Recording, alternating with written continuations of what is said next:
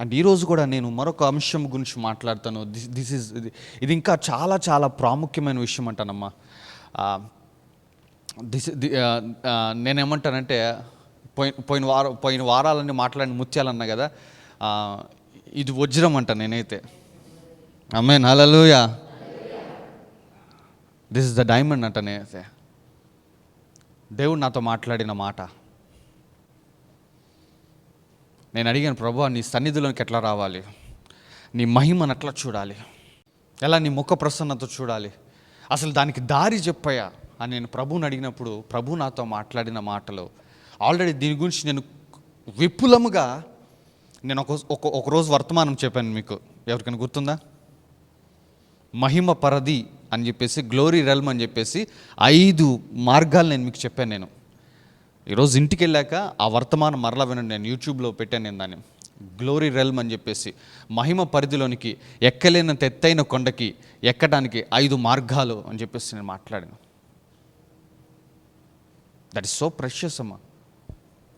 అవన్నీ సంఘంతో మాట్లాడమని దేవుడు ఇచ్చిన అంశాలు కాదు, కానీ నేను అడిగితే, నేను ప్రార్థన చేసి, నేను ఉపవాసం ఉండి అయ్యా నేను ఎట్లా వెళ్ళాలి అందులో అని అడిగినప్పుడు దేవుడు తన కృపను, తన కనికరమును నా మీద చూపించి, తన దయను నాకు ఇచ్చి నాతో మాట్లాడిన విషయాలు అవన్నీ. ఈరోజు కూడా దాని గురించి నేను మాట్లాడతాను. నేను ఎట్లా ఒక వ్యక్తి దేవుని యొక్క అతి పరిశుద్ధ స్థలంలోనికి వెళ్ళగలడు, ఆత్మ పరిధిలో దేవుడు లేదా దేవదూతలు నివసించే ఆ ప్రదేశము. హౌ కుడ్ ఎ మ్యాన్, ఒక వ్యక్తి శరీర సంబంధిగా ఉంటూ శరీరములో ఉంటున్న ఒక వ్యక్తి, భావాల్ని కలిగి ఉన్న ఒక వ్యక్తి, అప్పుడప్పుడు పడిపోతూ లేగుస్తూ పాపంలో కొట్టుమిట్టాడుతున్న ఒక వ్యక్తి, బంధకాల్లో పడిపోతున్న ఒక వ్యక్తి, అప్పుడప్పుడు ఇటువంటి ఇన్ని బలహీనతలు కలిగిన వ్యక్తి ఎట్లా ఆ యొక్క అతి పరిశుద్ధ స్థలంలో సింహాసనం మీద ఆశ్రయుడైన దేవుడి దగ్గరికి ఎలా వెళ్ళగలడు ఆత్మలోక పరిధిలో? What is the way? The way to enter his presence. ఆయన సన్నిధిలోనికి వెళ్ళే ఆ మార్గం ఏమిటి, ఆ రహస్య మార్గము? కీర్తనల గ్రంథము 100వ అధ్యాయము, కీర్తనల గ్రంథము 100వ అధ్యాయము 4వ వచనము చదవండి. అందరం చదువుదాం బిగ్గరగా. రెడీ, 1 2 3. కృతజ్ఞత అర్పణములు చెల్లించుచు ఆయన గుమ్మములలో ప్రవేశించుడి. ఏంటంట? దేవుడికి ఒక గుమ్మం ఉందంట. అంటే దేవుడికి ఒక గుమ్మం ఉందంటే దేవుడికి ఒక గది ఉన్నది. అంటే దేవుడు నివసించే ఒక స్థలం ఉన్నది. ఆ స్థలానికి ఒక గుమ్మం ఉంది. అందుకే అంటున్నాడు కీర్తనకాడు, ఏమన్నాడు? ఆయన గుమ్మం అంటున్నాడు. అది పాస్టర్ మరి ఆ గదిలోనికి వెళ్ళాలి అంటే, ఆ గుమ్మములోనికి వెళ్ళాలంటే ఏమంటున్నాడు కీర్తనకారుడు? కృతజ్ఞత అర్పణములు చెల్లిస్తూ ఆయన గుమ్మంలోనికి నువ్వు అడుగు పెట్టగలవు.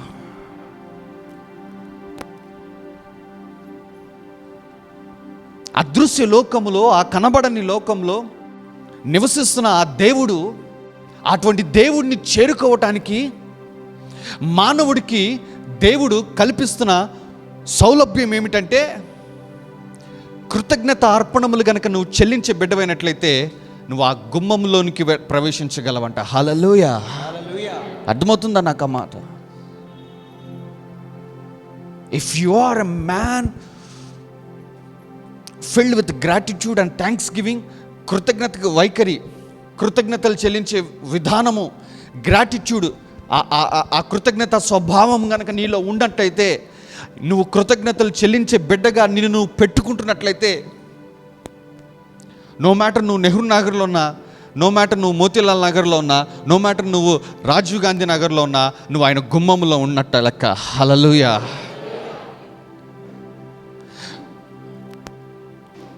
ఒక పాపములో పడిపోతూ లెగుస్తూ కొట్టుమిట్టాడుతున్న ఒక మానవుడు, బంధకములలో బంధించబడుతున్న ఒక మానవుడు, అపవాది చేత శోధించబడుతున్న ఒక మానవుడు, ఇంత పరిస్థితుల్లో ఒక మానవుడు దేవుణ్ణి చేరుకునే విధానము, దేవుణ్ణి చేరుకునే మార్గము ఏంటంటే, అతడుకి ఉండాల్సిన లక్షణం ఏమిటంటే కృతజ్ఞత.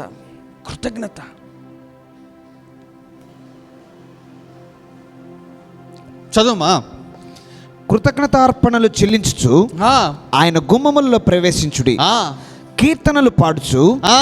ఆయన ఆవరణములో ప్రవేశించుడి. ఇప్పుడు ఏంటంటే గుమ్మం దాటిన తర్వాత ఏమొచ్చింది? ఆవరణము. ఇది కూడా ఆయన ఆవరణమే అంటున్నాడు. చూడండి, కీర్తనకారుడు మాట్లాడుతున్న ఏంటంటే దేవుణ్ణి చేరుకునే మార్గం గురించి మాట్లాడుతున్నాడు.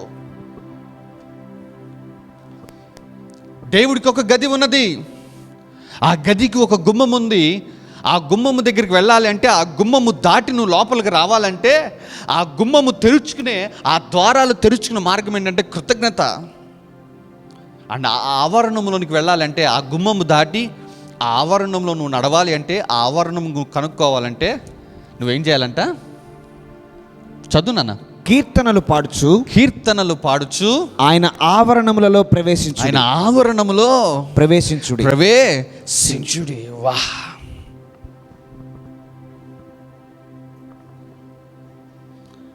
అంటే స్తుతి, ఆరాధన, కృతజ్ఞత, స్తుతులు నువ్వు చెల్లించటం వల్ల వాట్ విల్ హ్యాపన్ ఏంటంటే, నువ్వు భూలోకములు ఉన్నా సరే, నువ్వు నీ ఇంట్లో ఉన్నా సరే, నీ కృతజ్ఞత, నీ స్తుతిని నిన్ను ఎక్కడికి నడిపించిద్దంటే ఆత్మలోకంలోనికి, దేవుని యొక్క గుమ్మముల గుండా, దేవుని యొక్క ఆవరణముల గుండా నిన్ను నడిపించింది. Hallelujah. Come on, give God some praise.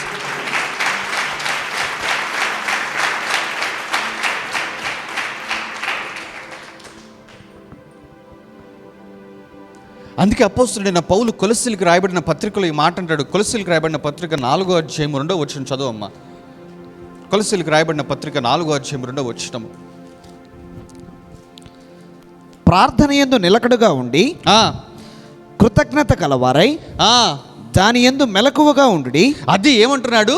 కృతజ్ఞత గలవారై దాని యందు ఎట్లా ఉండాలంట? నువ్వు మెలకువగా ఉండుడి. మెలకువగా అంటే ఎవ్రీ టైం అలర్ట్గా ఉండాలా నువ్వు థ్యాంక్స్ చెప్పడానికి, కృతజ్ఞత కలిగి ఉండటానికి. ఎందుకు అంటే, ఎందుకు కృతజ్ఞతలు మెలకువ ఉండాలి, ఎందుకు కృతజ్ఞతలు ఎప్పుడు అలర్ట్గా ఉండాలంటే, అదే కదా నేను ఆయన గుమ్మముల దగ్గరికి నడిపించేది, అదే కదా నువ్వు ఆయన దగ్గరికి నడిపించేది. నీ ప్రార్థన కాదు, నీ కృతజ్ఞత.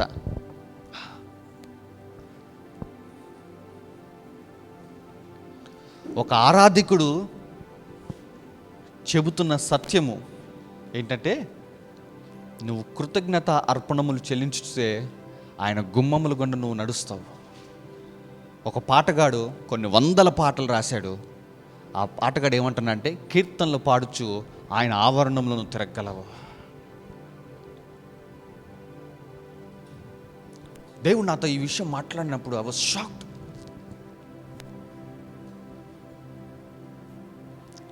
అయ్యా, ఆ మార్గం ఏదో పెద్ద మార్గమేమో, అసలు మామూలుగా తలకాయ కింద పెట్టి కాళ్ళు పైకి లేపి గందరగోళం చేస్తే కానీ రాదేమో, అసలు రోజు 24 గంటల్లో కనీసం 23 గంటల 58 నిమిషాలు ప్రార్థన చేస్తే కానీ వెళ్ళలేమేమో అని అనుకుంటున్నా నేను. అసలు మోకాళ్ళు వేస్తే కానీ ప్రార్థన కాదు అని అనుకుంటున్నా నాకు దేవుడు ఏమన్నాడంటే, నీ ప్రార్థన కాదు, నీ కృతజ్ఞత, నీ కీర్తనలు నిన్ను నా దగ్గరికి నడిపిస్తాయి. What a mighty God we serve. దేవుడు తనను చేరుకోవటానికి తన బిడ్డలకు నేర్పిస్తున్న పాఠం ఈ ఉదయకాల సమయంలో ఏంటంటే, కృతజ్ఞత, కీర్తనలు, a prize and a thankful heart. ఒక స్తుతి, ఒక కృతజ్ఞత హృదయం నీకు ఉన్నట్లయితే, you can easily access in to the presence of God. నువ్వు దేవుడి సన్నిధిలోనికి ఈజీగా యాక్సెస్ అవ్వగలవు. అందుకే కీర్తనకారుడు మరొక చోట కూడా అంటాడు, 95వ కీర్తనకు వెళ్ళినాం ఒక్కసారి. 95వ కీర్తన 2వ వచనము. కృతజ్ఞతాస్తుతులతో ఆయన సన్నిధికి వచ్చేదము. ఏమంటున్నాడు చూడండి, మరలా ఏమంటున్నాడు? కృతజ్ఞతాస్తుతులతో ఆయన సన్నిధికి వచ్చేదము. అది ఆయన సన్నిధికి ఎట్లా వస్తావంట నువ్వు? కృతజ్ఞతాస్తుతులు ఉండాలా. A prize and a thanks. దేవుణ్ణి చేరుకోవాలి, దేవుడి యొక్క సన్నిధిలోనికి వెళ్ళాలి అంటే ఏముండాలంట? కృతజ్ఞతాస్తుతులు. అది ఎన్నోసార్లు నువ్వు మామూలుగా చదువుకొని వెళ్ళిపోయి ఉంటావు. కృతజ్ఞతాస్తుతులతో ఆయన సన్నిధి చేరుకోవడం అంటే ఆదివారం పాటు మందిరం అనుకున్నావు నువ్వు. లేదా మామూలుగా చదివేసి ఉంటావు కృతజ్ఞతాస్తుతులతో ఆయన సన్నిధి చేరుకోవటం అంటే. లోను ఆయన సన్నిధి అంటే ఆయన నివసించే స్థలము, ఆయన సన్నిధి. నన్ను ఇప్పుడు అడిగారు అనుకున్నా, నీ రెసిడెన్షియల్ అడ్రస్, నీ ప్రెజెన్స్ ఎక్కడ ఉంటుంది అంటే నేను చెప్తాను నెహ్రూ నగర్ అని చెప్తాను. నేను నిన్న అడిగితే నిన్నొకటి చెప్తాడు. అలాగే దేవుడు నివసించే ఆ సన్నిధి, దేవుడు నివసించే ఆ ప్రెజెన్స్లోనికి నువ్వు ఎట్లా చేరుకుంటావు? కృతజ్ఞతాస్తుతులు చెల్లించే బిడ్డగా ఉన్నట్లయితే. అంటే నిన్ను నువ్వు ఆ స్తుతుల్లోనికి, ఆ యొక్క ప్రైజ్లోనికి నిన్ను నువ్వు నింపేసుకుంటే, ఐమ్ టెల్లింగ్ యూ అమ్మా, నో మ్యాటర్ నువ్వు ఏ స్థలంలో ఉన్నా కానీ యూ కెన్ ఈజీలీ యాక్సెస్. చదవమ్మా, రెండో వచ్చిన మరలా చదవమ్మా. కృతజ్ఞతాస్తుతులతో ఆయన సన్నిధికి వచ్చేదము, కీర్తనలు పాడుచు ఆయన పేరట సంతోషగానము చేయుదము. బాబా బాబా, థ్యాంక్ యూ లార్డ్ జీసస్. అర్థమవుతుందా మీకు ఆ మాటలు?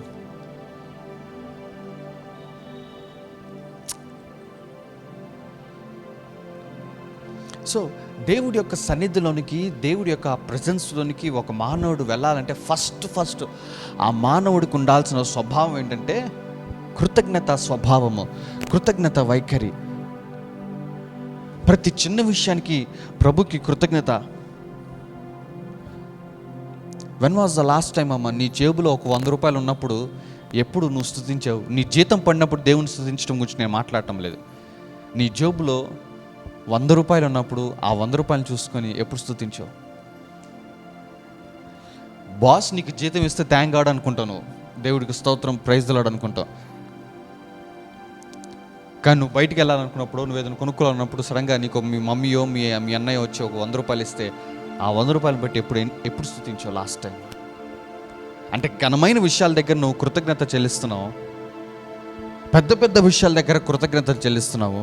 కానీ దేవుడు ఏమంటున్నాడంటే అన్ని విషయాలలో నువ్వు కృతజ్ఞత చెల్లించే బిడ్డగా ఉండాలి అంటున్నాడు. అందుకే క్రొత్త నిబంధనలో ఒక మాట ఉంటుంది. కొలస్సీలకు రాయబడిన పత్రిక వెళ్ళాం ఒకసారి. కొలస్సీలకు రాయబడిన పత్రిక 2వ అధ్యాయము 6వ వచనము 7వ వచనం చదవమ్మా. కొలస్సీలకు రాయబడిన పత్రిక 2వ అధ్యాయము 6వ వచనము 7వ వచనము. కావున మీరు ప్రభువైన క్రీస్తు యేసును అంగీకరించిన విధముగా ఆయన యందు వేరు పారిన వారై ఇంటి వలె కట్టబడుచు, మీరు నేర్చుకున్న ప్రకారముగా విశ్వాసమందు స్థిరపరచబడుచు, కృతజ్ఞతాస్తుతులు చెల్లించడం యందు విస్తరించుచు. అది ఇప్పుడు కృతజ్ఞతాస్తుతులు చెల్లించటం ఏమవ్వాలంట? మనము విస్తరించుచు. అంటే ఒక వ్యక్తి కృతజ్ఞతాస్తుతులు చెల్లించడంలో విస్తరించడం అంటే ఏంటంటే ప్రతి చిన్న విషయం బట్టి నువ్వు థ్యాంక్స్ చెప్పే బిడ్డ అయినట్లయితే your developing your gratitude heart. నీ కృతజ్ఞత స్వభావం కలిగిన ఆ హృదయాన్ని నువ్వు డెవలప్ చేసుకుంటున్నావు, విస్తరింపజేస్తున్నావు నువ్వు. ఇది అలవాటు చేసుకోండి అమ్మా, ఇది అలవాటు చేసుకోండి. ఎందుకంటే ఇది నీకు అలవాటుగా మారకపోతే, ఈ కృతజ్ఞత చూపించటము, స్తుతి చెల్లించడం అనేది నీ స్వభావంగా మారకపోతే, నేను చెప్తున్నాను, నువ్వు నరకానికి వెళ్తావంటే వెళ్ళావు, నువ్వు పరలోకానికి వెళ్తావు కాదన్ను. బట్ ఈ లోకంలో నీ పొరుగువాడు ఏదైతే ఆ సూపర్ న్యాచురల్ రంగంలోకి వెళ్ళిపోయి నేను దేవుడిని చూచానో, లేదంటే నేను ప్రార్థన చేస్తున్నప్పుడు దేవుడి యొక్క పాదాలను తాకానో, లేదంటే వాళ్ళు చెప్తున్న సాక్ష్యాలు చూసావా, అవేమి నువ్వు పొందుకోలేవు. నార్మల్గా వెళ్తావు, ప్రతిరోజు డ్యూటీకి వెళ్తావు, తంబు వేసుకుంటావు, ఆ డ్యూటీలో నీ సీట్లో నువ్వు కూర్చుంటావు, సాయంకాలం సంతకం చేస్తావు, మళ్ళీ తంబు వేసుకుని వస్తావు, ఇంటికి వెళ్ళిపోతావు, వెళ్ళే దారిలో ఆ కర్రీ పాయింట్ దగ్గర ఆగుతావు, ఓ పప్పు చారు తీసుకుంటావు, ఇంటికి వెళ్ళిపోయి రైస్ కుక్కర్లో పెట్టుకుంటావు, తింటాం, పడుకుంటాం, మళ్ళీ నెక్స్ట్ రోజు అదే జరుగుతుంది. బట్ నీకు కనుక దేవుడి యొక్క సన్నిధిలోనికి వెళ్ళాలి అన్న కోరిక, ఆ తపన నీకున్నట్లయితే ఇట్స్ నెవర్ లేట్. ఆలస్యం కాలేదు. ఈ రోజు నుంచి ఆయన స్టార్ట్ చేయండి అమ్మా, ఈ రోజు నుంచి ఆయన స్టార్ట్ చేయండి. కృతజ్ఞత చూపించడం నీ స్వభావంగా మార్చేసుకోండి. అనుకోని నేను పక్కన ఏంద్రా ఈ చిన్నదానికి కూడా దేవుడికి ఒక థ్యాంక్స్ చెప్తున్నావు, ఇది ఎంత సేట్ అంటే అనుకోని చెప్పు పక్కన వాళ్ళకి. చిన్నది కావచ్చు, పెద్దది అవ్వచ్చు. నా స్వభావం ఏంటంటే ప్రతి దాంట్లో నేను దేవుడికి కృతజ్ఞత చెల్లిస్తాను, అదే నా స్వభావం అని చెప్పేసి. ఎందుకంటే దేవుడు చెప్పాడు, కృతజ్ఞత అర్పణములు చెల్లిస్తూ ఆయన గుమ్మంలోనికి నువ్వు ప్రవేశించగలవు. ఆయన గుమ్మంలోనికి ప్రవేశించే తాళము కృతజ్ఞత అని తెలిసిన తర్వాత ఎవడెన్ని అనుకుంటే మనకెందుకు?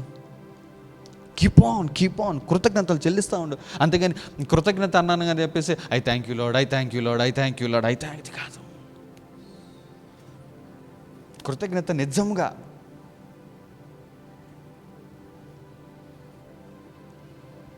చెల్లించాలి కృతజ్ఞత.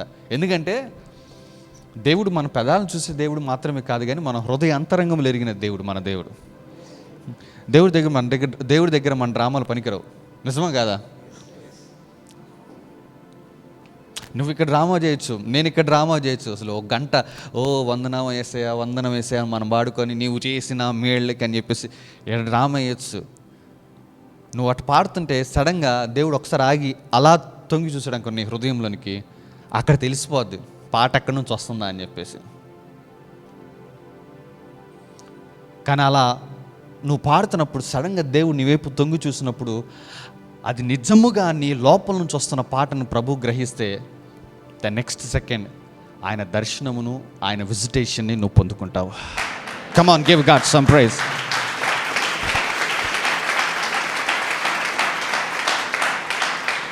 అందుకే చాలామందికి ఈ ప్రైజ్ అండ్ వర్షిప్ మీద, ఈ కృతజ్ఞతల మీద ఒక అవగాహన ఉండదు. అందరు మెసేజ్ టైంకి వస్తారు చాలామంది. చూడండి, message it's not the message.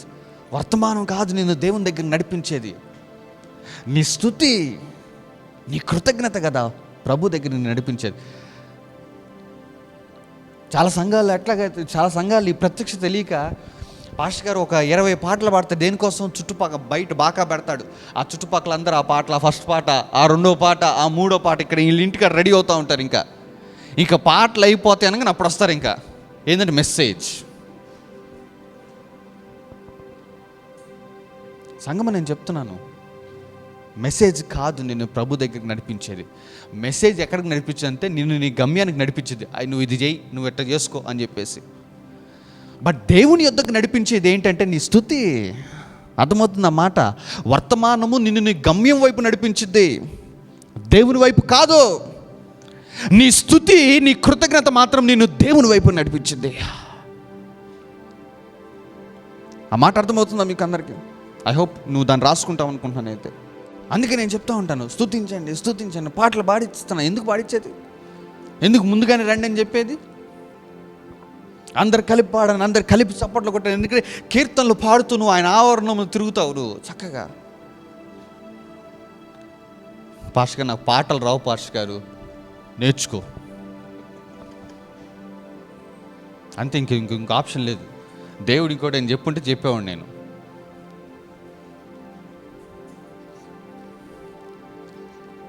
నాకు పాటలు రావు పాస్టర్ గారు, బల్ ఎక్స్క్యూజ్ అది. నేను వాళ్ళతో కలిసి పాడలేకపోతున్నాను పాస్టర్ గారు, నాకు నామోషిగా ఉంది. అందుకే నేను వాళ్ళ కోసం నువ్వు పాడుతుంది, జనాల కోసం నువ్వు పాడుతుంది. నువ్వు పాడితే ప్రభు ఆవరణంలో తిరుగుతావని చెప్పి దేవుడు అంటున్నాడు కదా. నేర్చుకో, పాటలు నేర్చుకో, పాడుకుంటావు. నువ్వు ఒక పాట తర్వాత ఒక పాట పాడుకుంటావు. ప్రాక్టీస్ చేసుకో, పాటలు పాడటం ప్రాక్టీస్ చేసుకో. ఇంట్లో స్తుతి ఆరాధన చెల్లించటం. సమయం దొరికితే ప్రభుకి కృతజ్ఞతలు చెల్పుతూ ఉండు, ఆయన చేసిన మేళ్ళను జ్ఞాపకం చేసుకుంటూ. నువ్వేమవుతావు అంటే ఇవి చేయటంలో నిన్ను నువ్వు కంటిన్యూగా పెట్టుకున్నట్లయితే వాట్ విల్ హ్యాపన్? ఏమవుతుందంటే కొద్ది కాలానికి లేదా కొద్ది సమయానికి ప్రభువు నీ యొక్క ఆ కోరికను దేవుడు చూస్తాడు. ఆ కోరికను దేవుడు చూచి ప్రభువు తానే నీ వద్దకు వచ్చి నేను తీసుకుని వెళ్తాడు ఆయన దగ్గరికి. ఎందుకంటే నువ్వు ఎంత కృతజ్ఞత చెల్లించినా, ఎంత స్తుతి ఆరాధన చెల్లించినా, దేవుడున్న సన్నిధిలోకి నువ్వు ఎంటరైనా దేవుడు తను అదృశ్యం చేసుకోగలడు. నిజమా కాదా? God can hide himself. దేవుడు తను అదృశ్యం చేసుకోగలడు.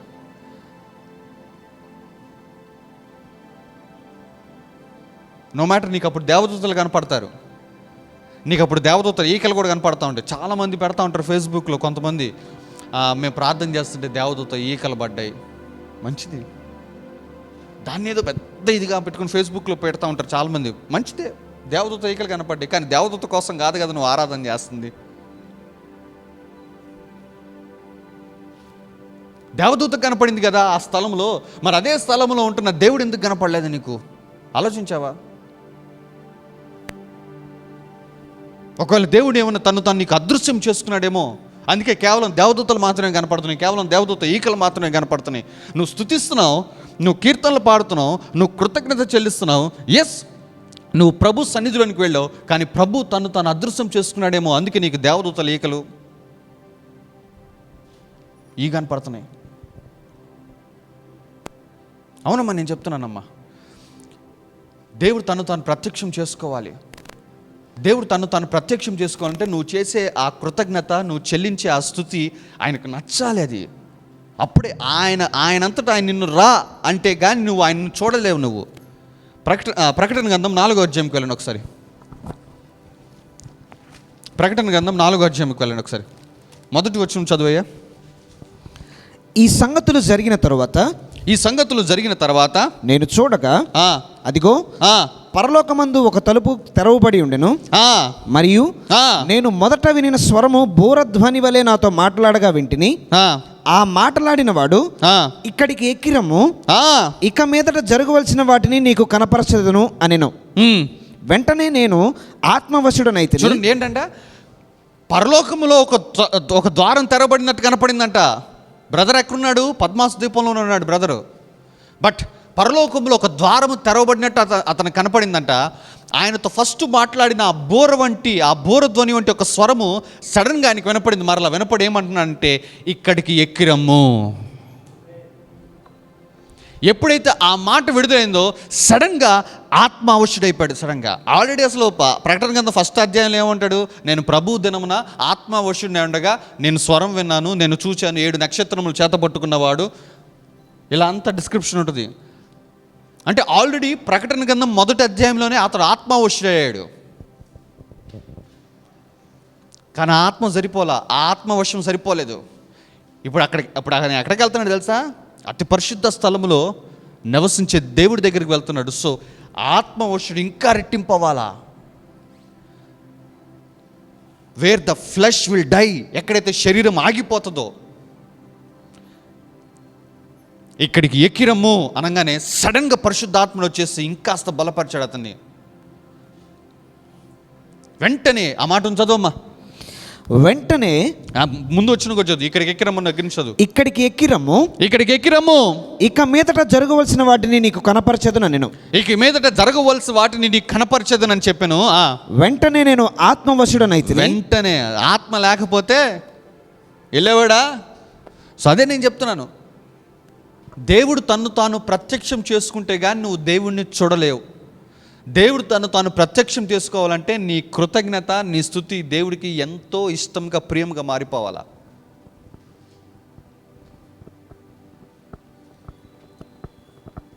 అంటే అన్ని గంటలు చేయాలా పాస్టర్ గారు? చేస్తే మంచిది, కానీ it's not about the time అని కాదమ్మా. నీ హృదయం నిజంగా ఏదో వందనం వేసే మనల్ని ప్రార్థన చేయమంటే స్తుతి స్తుతి స్తుతి స్తుతి వందనం వందనం వందనం వందనం, ఇది కాదు.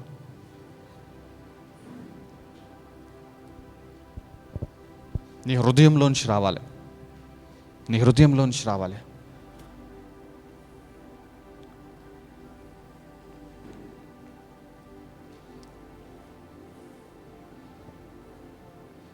ఎందుకంటే వర్షిప్ చేస్తున్నప్పుడు, ఆరాధన చేస్తున్నప్పుడు, కీర్తనలు పాడుతున్నప్పుడు, నేను చెప్తున్నానమ్మా, వర్షిప్ టీంలో ఉన్న వాళ్ళకి చెప్తున్నాను నేను, నువ్వు నిజంగా దేవుడి ఆత్మ చేత నింపబడిన వ్యక్తివైనట్లయితే నీతో పాటు జనాలు పాట కలపాల్సిన పని లేదు, నీతో పాటు జనాలు పాటకు చప్పట్లు కొట్టాల్సిన పని కూడా లేదు. నువ్వు పాట పాడితే వింటే చాలు, ప్రజలు తన అద్భుతాలు పొందుకుంటారు ప్రజలు. అపోస్తుల కార్యము 16వ అధ్యాయము 25వ వచనం చదవమ్మా. అపోస్తుల కార్యము 16వ అధ్యాయము 25వ వచనం చదువు.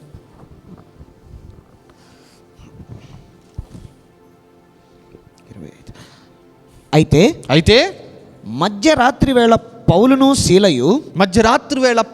శీలయు దేవునికి ప్రార్థించు ప్రార్థించుచు కీర్తనలు పాడుచుండిరి.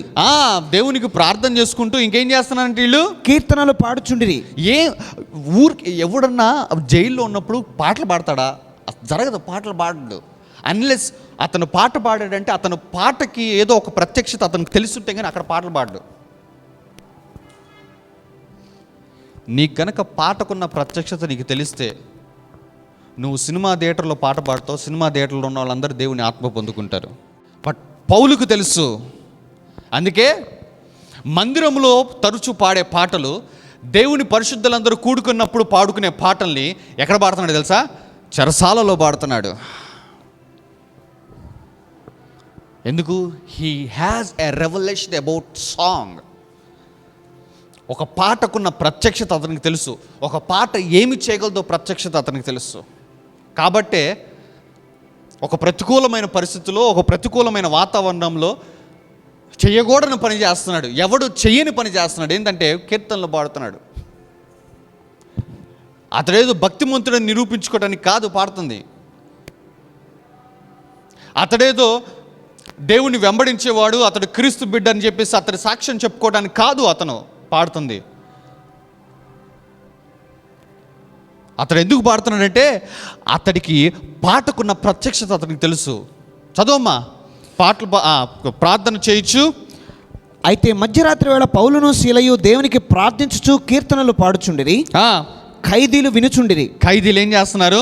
వినుచుండిరి. చప్పట్లు కొట్ల వీళ్ళతో కలిపి పాడలా. అరే, మేము దొంగతనం చేయడానికి వెళ్ళినప్పుడు పక్క చర్చిలో హల్లెలూయా స్తుతి ఈ పాట పాడుతున్నాడు బ్రదరు, మనం కూడా కలిపి పాడుకుందాంరా. ఖైదీలు ఏం చేస్తున్నారు? వినుచుండిరి. పక్క చెరసాల్లో ఉన్నారు.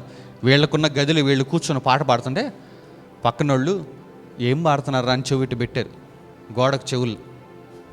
మనం కనుక పక్కింటి వాళ్ళు గొడవ ఆడుకుంటుంటే సైలెంట్ చేస్తాం లేదా? ఆ టైంలో ఎవరైనా ఇంట్లో, మన ఇంట్లో ఎవడైనా పెద్దగా మాట్లాడుగా అరమక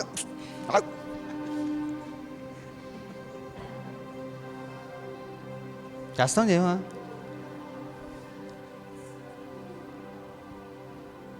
మానవుడి స్వభావం అదే, తప్పులేదు.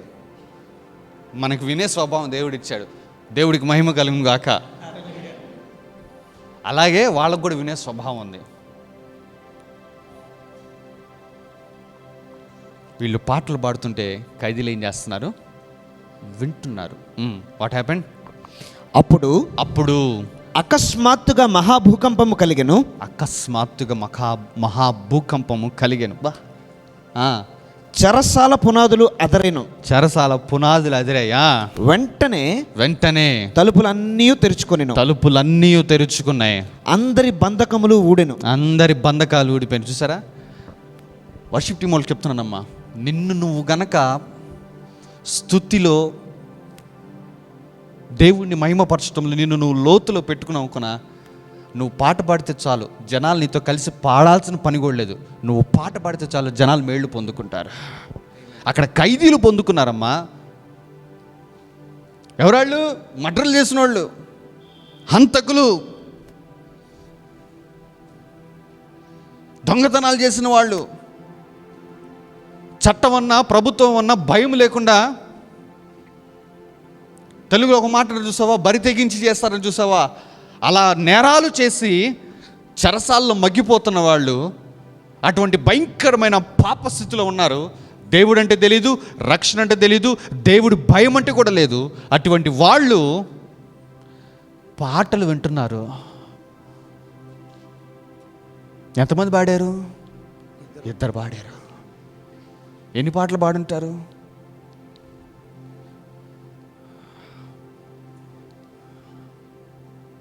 No preaching. In the name of Jesus సంఖ్యలారా తెగిపోండి. నో డిక్లరేషన్స్, నో ప్రవచనాలు, నో బంధించటం. భూమి మీద మేము ఏదైతే బంధిస్తామో అది పరలోకంలో బంధించబడుతుంది. ఏస్తున్నామని నో. కీర్తనలు పాడుతున్నారు. ఎందుకంటే పౌలుకు తెలుసు, కీర్తనలు పాడుచు ఆయన ఆవరణంలో మనం ప్రవేశిస్తామని చెప్పేసి. పౌలుకు తెలుసు మన పేరుకి చెరసాల్లో ఉన్నాం, కానీ శిలా let us sing some songs. మనం కొన్ని పాటలు పాడదాం. మన పాటలు పాడితే ఇదిగో ఈ మురికంపు, ఈ చెరసాల, ఇవన్నీ సడన్గా మనకి డిజపేర్ అయిపోయి సడన్గా మనం కళ్ళు తెరిస్తే ఆవరణంలో ఉంటాం మనం. సో మనం కొద్దిగా అట్మాస్ఫియర్ చేంజ్ చేసుకుందాం అని చెప్పేసి వీళ్ళిద్దరు అనుకుని పాటలు పాడుకుంటుంటే పౌలుకి శీలకు తెలీదు జనాలు వింటున్నారు, ఖైదీలు వింటున్నారు అని చెప్పేసి. బట్ వాళ్ళు వింటున్నారంతే, ఎవడు చప్పట్లు కొట్టలా. మనం ఇక్కడ చెప్పుకుంటాం, గట్టిగా చప్పట్లు కొట్టండి,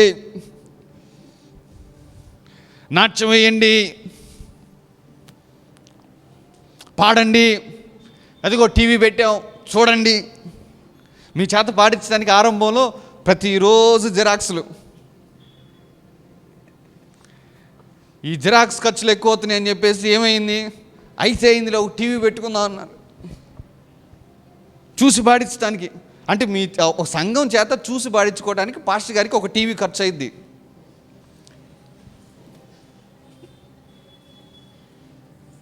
నిజమా కాదా? టీవీ పెడదామంటే ఎందుకు లేని పాస్టర్ గారు, మేము నేర్చుకుంటాము, మాకు ఆదివారం మాకు వాట్సాప్లో చేసేసేయండి, మేము ఇంటికాడ కూర్చొని ఆ పాటలు నేర్చుకుని ఆదివారం మీతో పాటు కలిసి పాడతాం. ఒక మెసేజ్ రాలా, ఒక వార్త రాలా, పెట్టు టీవీ.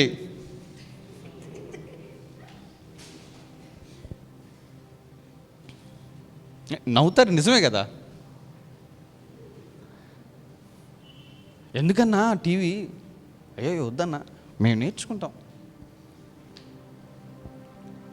మీరు పాటలు పాడేదేదో ఏ పాటలు పాడతారో మాకు బుధవారం పంపించేయండి, గురువారం పంపించేసేయండి, ఆ లిరిక్స్ మీరు పాటలు చెప్పండి, మేము గూగుల్లో చూసుకుని మేము నేర్చుకుంటాం, మా తిప్పలు మేము పడతాం. బుధవారం నుంచి శనివారం వరకు నేర్చుకుని ఆదివారం మీ అందరితో కలిసి పాడతాం.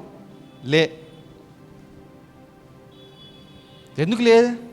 పాటకున్న ప్రత్యక్షతలే, ఆరాధనకున్న ప్రత్యక్షతలే, మెసేజ్కున్న ప్రత్యక్షత మాత్రం ఉంది. అందుకే మెసేజ్ టైంకి వచ్చేస్తాం.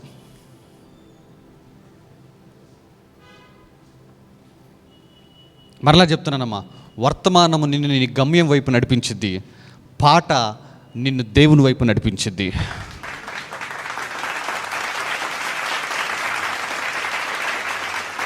పాట ఎట్లా రావాలంటే నువ్వు ఎప్పుడైతే నీ స్తుతుల్లోనూ నీ కృతజ్ఞత చూపించడంలో నిలకడగా ఉంటావో, దెన్ నెక్స్ట్ ఫేజ్ ఏమవుతుంది తెలుసా? నీ స్తుతి ఆరాధనగా మార్చబడుతుంది. అమ్మ, స్తుతించడం అంటే ఆరాధించడం కాదు, తెలుసా? స్తుతి వేరు, ఆరాధన వేరు.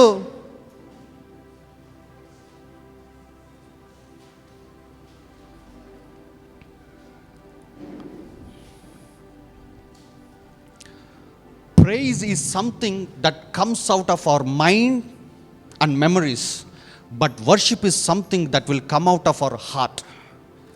స్తుతి లేదా కీర్తనలు అనేవి మన యొక్క మెమరీలో నుంచి, మన యొక్క మెదడులో నుంచి బయటికి వస్తుంది.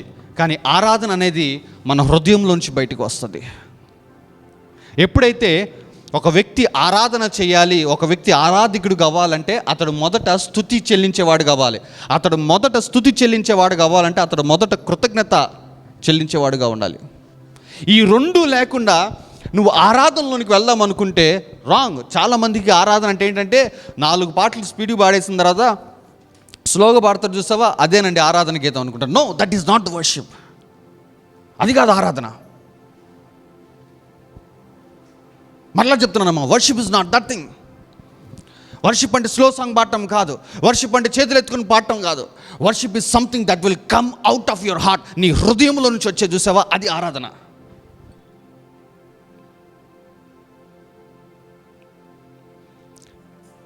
స్తుతి మాత్రము, కీర్తనలు మాత్రము ఎక్కడి నుంచి వస్తాయంటే మన మెమరీస్లోంచి. అంటే ఎట్లా చెప్పాలంటే, ఆయన చేసిన మేళ్ళని జ్ఞాపకం చేసుకుంటూ ఉంటాం. మన మెదడు చెప్తాడు, ఇదిగో నిన్నటి రోజు నిన్ను తప్పించాడు, మొన్నటి రోజు నీ జీవితం నీ కార్యం చేస్తాడు. సో ఈ జ్ఞాపకం చేసుకుని నువ్వేం చేస్తూ ఉంటావు? ప్రభా నీకు వందనాలు ప్రభా, ప్రభా నీకు స్తుతి ప్రభా, ప్రభా ఇదిగో ఇంత పెద్ద అపాయం నుంచి కాపాడావు, లేదంటే ఇంత పెద్ద ఈ పరిస్థితుల నుంచి నాకు విడిపించావు, లేదంటే నాకు ఇంత డబ్బులు ఇచ్చేవయ్యా, నాకు అప్పుల నుంచి చేసావయ్యా. ఇవన్నీ నీ మెదడు చెప్తా ఉంటాయి, మెమరీస్ ఇవన్నీ. వీటిల్లో నుంచి వచ్చే వందనం ఏదైతే ఉందో అది స్తుతి. కానీ ఆరాధన అది కాదు. ఆరాధన ఎక్కడి నుంచి రావాలంటే మెదడులో నుంచి రాకూడదు, ఆరాధన హృదయంలో నుంచి రావాలి. అంటే ఆరాధన అంటే ఏంటంటే నా తర్జుమా నేను చెప్తానమ్మా. Worship is something that is far above and more deeper than love. ఆరాధన అంటే ఆకాశము కంటే గొప్పది, సముద్రం కంటే లోతైన దానికన్నా ప్రేమ కన్నా గొప్పది. ఆరాధన ఎప్పుడు వస్తుందంటే హృదయంలోంచి వచ్చింది అన్నా కదా.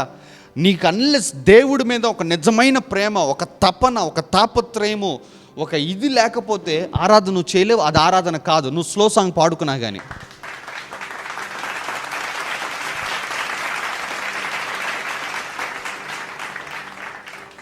నిజముగా నువ్వు ఆరాధన చెల్లించి బిడ్డవైనట్లయితే నేను చెప్తున్నానమ్మా, నీ మాటలు తక్కువతాయి.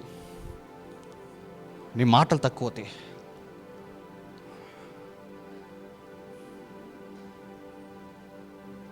నీ మాటలు తక్కువైపోతాయి.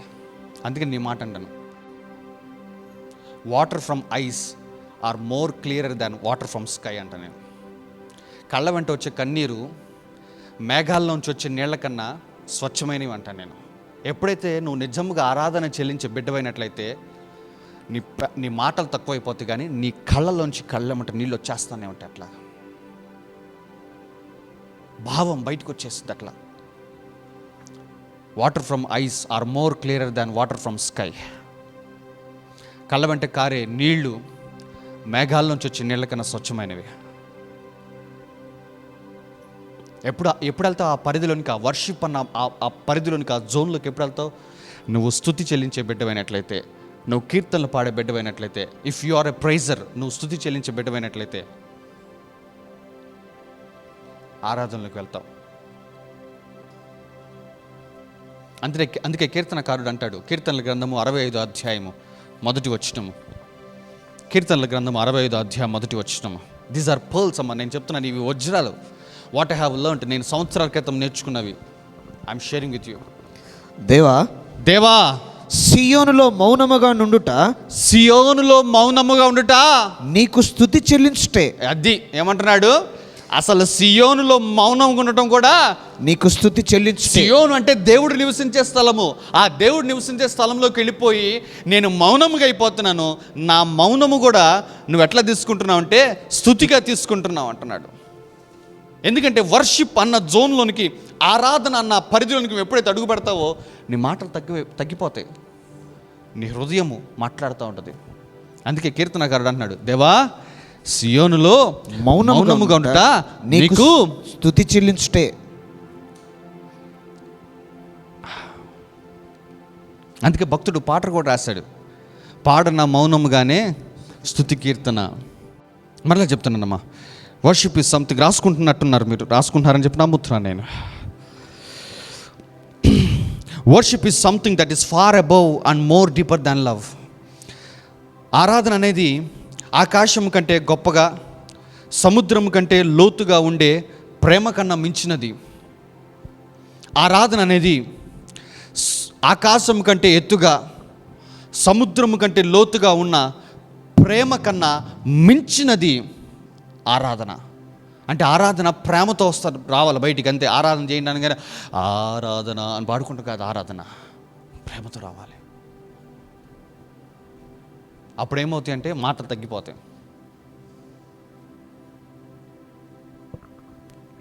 మరలా చెప్తున్నాను, praise is something that comes out of your mind memories, but worship will come out of your heart.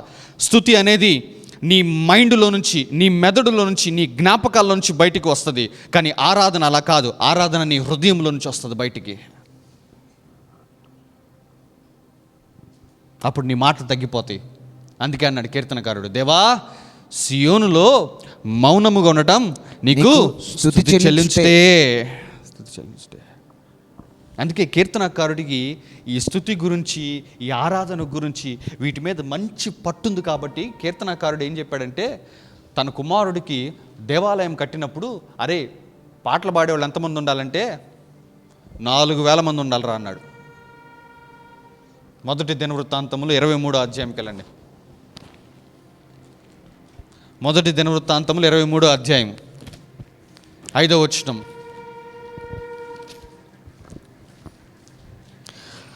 4,000 మంది ద్వారపాలకులుగా నియమింపబడి. 4,000 మంది ద్వారపాలక అంటే గేట్ కీపర్స్, వీళ్ళు గేట్ బయట ఉండేవాళ్ళు. మరి మరి 4,000 మంది స్తుతి చేయు నిమిత్తమై, అది 4,000 మంది ద్వారపాలకులుగా 4,000 మంది స్తుతి చేయు స్తుతి చేయడానికి 4,000 మంది దేనికోసం నియమించబడ్డారంట? స్తుతి ఎందుకు 4,000 మంది? ఏం సైన్యంలో పెట్టుకోవచ్చు కదండి వాళ్ళందరికీ, మంచి జిమ్లో జాయిన్ చేయించి. కాదు, సైన్యం కన్నా గొప్పది ఏంటంటే స్తుతి. అందుకే దానికి ఎంతమంది కావాలంటే 4,000 మంది. మరి బహుశా దావీదు అనుకుని ఉంటాడు, ఒక్కసారి ఒక 4,000 మంది దేవుణ్ణి స్తుతిస్తుంటే ఎట్లా ఉంటుందో, అనర్గళంగా. ఎందుకు? We have a revolution about word. మనకు వాక్యం గురించి ఒక ప్రత్యక్షత ఉంది. పాస్టర్ గారు వాక్యం చెప్తుంటే మేళ్ళు జరుగుతాయి. పాస్టర్ గారు వాక్యం చెప్తుంటే ప్రవచనాలు విడుదల చేస్తూ ఉంటాడు. పాస్టర్ గారు వాక్యం చెప్తుంటే మనం ఏదో ఒకటి వింటాం. ఎస్, తప్పులేదమ్మా. నేను అందుకే ఈ మాట చెప్తున్నాను. వర్తమానం నిన్ను నీ గమ్యం వైపు నడిపించిద్ది, కానీ స్తుతి నిన్ను దేవుని వైపుకు నడిపించిద్ది. నేనేమంటానంటే మొదట స్తుతికే ప్రాధాన్యత ఇవ్వండి అంటాను. ఎందుకంటే ఈ జీవితం ఇచ్చింది ఆయన దగ్గరికి వెళ్ళామనుకున్నా ఈ జీవితాన్ని రూపాంతరపరుస్తాడు అంతే.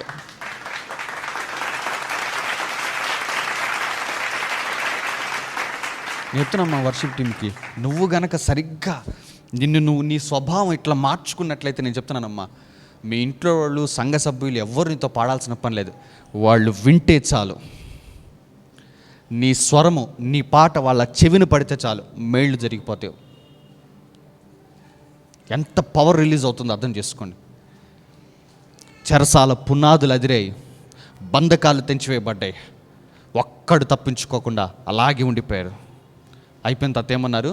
అయ్యలారా, రక్షణ పొందుటకు మేమేమి చేయాలి?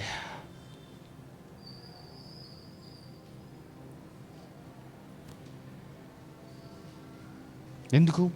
నువ్వు పాటలు పాడుతుంటే, నువ్వు స్తుతిస్తుంటే ఆయన ఆవరణంలో తిరుగుతున్నట్లు లెక్క. దేవుని యొక్క సన్నిధి ఆ రాత్రి ఆ చెరసాలలో ప్రత్యక్షమైంది.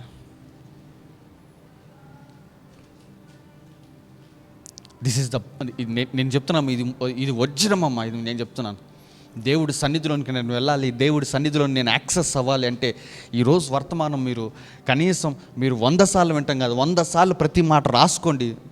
నీకు ఇంకా నూతనమైన రెవల్యూషన్ వస్తుంది. హల్లెలూయా. సో ఇప్పుడు ఈరోజైనా అర్థమైంది నీకు పాటల్లో ఎంత శక్తి దాగుందో, స్తుతులు ఎంత శక్తి దాగుందో. కృతజ్ఞత అర్పణములు చెల్లిస్తే ఆయన గుమ్మంలో నిలబడతావు, కీర్తనలు పాడితే ఆయన ఆవరణమున నిలబడతావు. That is the way to his presence. ఆయన సన్నిధికి అదే మార్గము.